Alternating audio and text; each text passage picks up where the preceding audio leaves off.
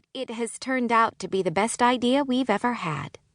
And even though I haven't started doing any of the stripping parties that our company has already booked, I still get a small cut of the money Cindy makes for helping with the administrative side of things. So far, it's been enough to keep the doors of the library open, thanks to me being extremely frugal and not having to worry about any personal bills of my own, since I still live at home. Unfortunately, the bills at the library are starting to pile up, and soon that little bit of extra money won't be enough. And even more unfortunately, I don't know how much longer I can continue climbing through windows in the middle of the night after my dad has gone to sleep. It would be nice to sneak back in the house using my key like a normal person, but I learned a tough lesson when I snuck out a few weeks ago. Apparently, my dad likes to get up in the middle of the night and put the chain on the door.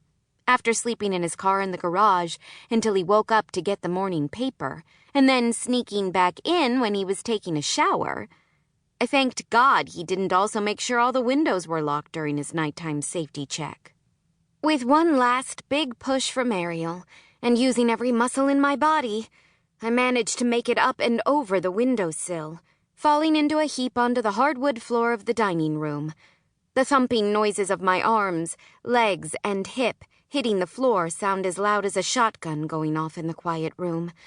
I wince while holding my breath and remaining perfectly still, hoping to God the noise didn't wake my dad.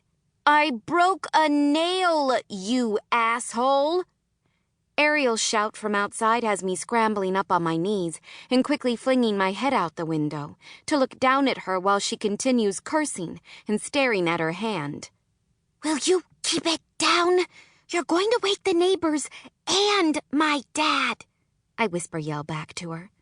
"I don't give a shit who I wake up. You broke my nail and you gave me a black eye. The entire neighborhood needs to know that the struggle is real," she screams at the top of her lungs. "Isabel Marie Reading, what are you doing?" I let out a surprised squeak at the sound of my father's angry voice, jumping up from the floor as Ariel looks up at me with a scowl. "Is that your dad?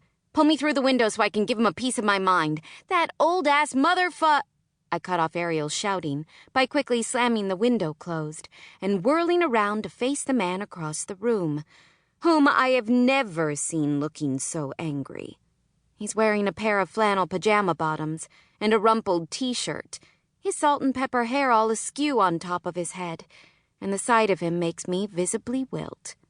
I feel like the worst daughter in the world. To say things have been strained between us lately is an understatement, and I hate it. I hate that I've been lying to him, and I hate that I haven't been honest with Cindy and Ariel about the state of my relationship with him.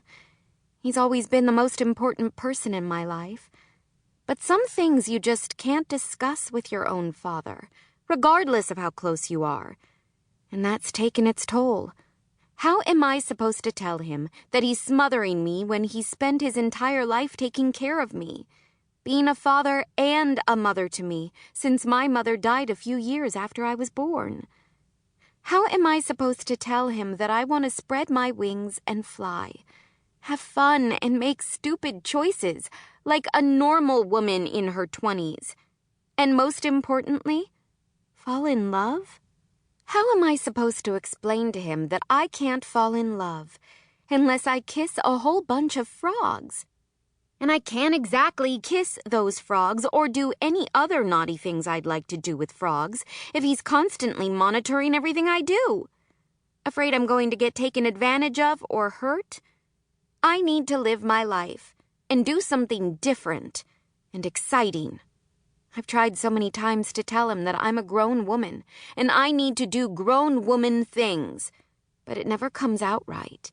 It's caused me to be short with him lately, and it's resulted in more than a few arguments between us. I've never behaved like this in my entire life. I've always been the quiet, respectful daughter who does as she's told and whatever she can to make her father happy.